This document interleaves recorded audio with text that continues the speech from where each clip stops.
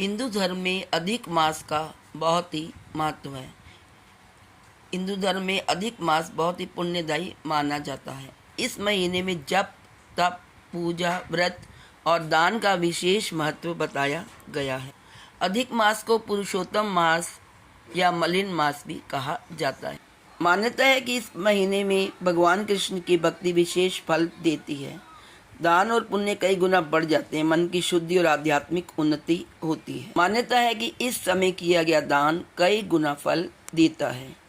अधिक मास में दान करते समय अपनी श्रद्धा, सामर्थ्य और शुद्ध भावना सबसे महत्वपूर्ण मानी जाती है।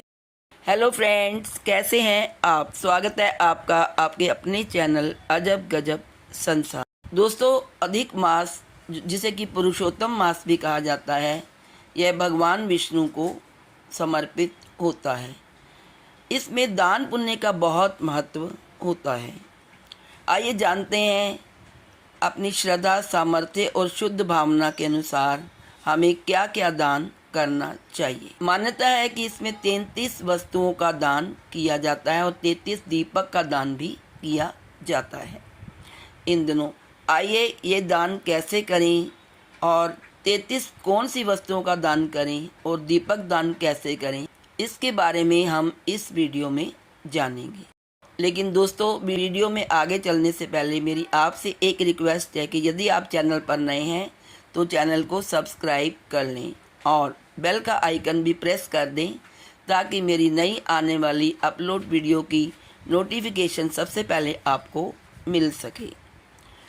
चलते हैं विलंब न करते हुए अपने वीडियो की ओर और आपको बताते हैं कि हमें अधिक मास में क्या क्या दान करना चाहिए। सबसे पहला जो दान है वो दोस्तों है अन्न का दान। अन्न दान को सबसे श्रेष्ठ दान माना गया है। अन्न दान में आप गरीबों को भोजन खिला सकते हैं, गेहूं दान कर सकते हैं, चावल दान कर सकते हैं, दालें दान कर सकते हैं, आटा दान कर सकते हैं, गुड़ का दान कीजिए, घी का दान कीजिए, फल का दान कीजिए और भोजन की थाली भी दान कर सकते हैं। कुछ गरीब बच्चों को, कुछ अनाथ आश्रम में या किसी भी ज़रूरतमंद लोगों को आप भोजन, पेट भर भोजन खिलाइए। भूखे को भोजन कराने से भगवान विष्णु और भगवान कृष्ण की कृपा प्राप्त होती है। जो नेक्स्ट दान है वो है वस्त्र दान। ज़रूरतमंदों को नए या साफ वस्त्र देना शुभ माना गया है। वस्त्र में हम क्या दान कर सकते हैं? वस्त्र में हम साड़ी दान कर सकते हैं, धोती दान कर सकते हैं, कंबल दान कर सकते हैं, बच्चों के कपड़े दान कर सकते हैं, पाजामा, छाता और स्वेटर, गरम कपड़े, कुछ भी दान कर सकते हैं। इससे कहते हैं वस्त्र दान करने से जीवन में दरिद्रता दूर होने की मान्यता है। तीसरा जो दान है दोस्तों वो है जल और शीतल वस्तुओं का दान। अधिक मास में बहुत गर्मी पड़ती है और विशेषकर गर्मी के समय यह दान अत्यंत शुभ और पुण्यकारी माना जाता है। जल और शीतल वस्तुओं का दान करते समय हम क्या दान करें, आइए जानते हैं। हम मिट्टी का घड़ा दान कर सकते हैं, हम बाहर प्याऊ लगवा सकते हैं, पानी की बोतलें दान कर सकते हैं, शरबत दान कर सकते हैं और पंखे दान कर सकते हैं, घड़ा दान कर सकते हैं और छाता भी दान कर सकते हैं। जो गर्मी में बहुत गर्मी में ज़रूरत किसी को होती है, काम करता है, तो उसे आप छाता भी दान कर सकते हैं और जूते दान कर सकते हैं। प्यासे और ज़रूरतमंद की सेवा को सबसे बड़ा पुण्य माना गया है। इसके बाद आता है धार्मिक वस्तुएं। हमें धार्मिक वस्तुओं का दान भी करना चाहिए। धार्मिक वस्तुओं में आता है जैसे भगवत गीता किताब का दान करिए, रामायण का दान करिए या पूजा सामग्री का दान कर सकते हैं और तुलसी के पौधे का दान कर सकते हैं, दीपक दान कर सकते हैं और अगरबत्ती भी दान कर सकते हैं। धार्मिक वस्तुओं का दान करने से धर्म का ज्ञान फैलता है और भक्ति बढ़ाने का फल मिलता है।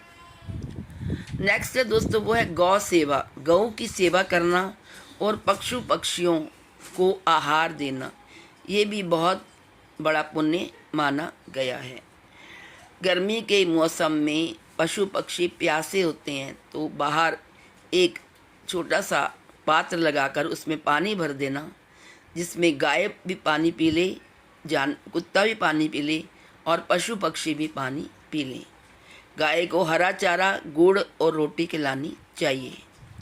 पक्षियों के लिए दाना पानी रखना चाहिए और कुत्तों को रोटी और पानी का दान देना चाहिए। यह सेवा भी दान के समान पुण्यकारी मानी जाती है। अब आइए आभूषण। हम आभूषणों में क्या दान कर सकते हैं?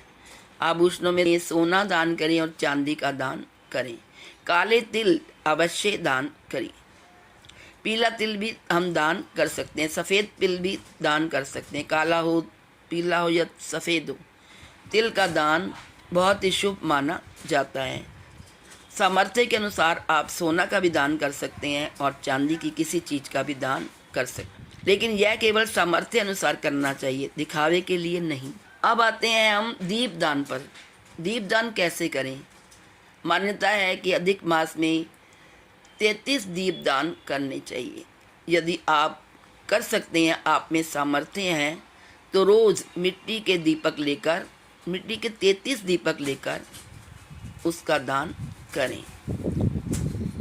और मंदिर या घर में घी का दीपक जलाना और दीपदान करना बहुत ही शुभ माना जाता है। और विशेषकर आप ये दान भगवान विष्णु की प्रतिमा के सामने करें, क्योंकि विष्णु जी के सामने दीपदान करने की ही परंपरा चली आ रही है। दीपदान करते समय आप श्रद्धा और आस्था का भाव अपने अंदर रखें और हाथ जोड़कर दीपक का दान करें।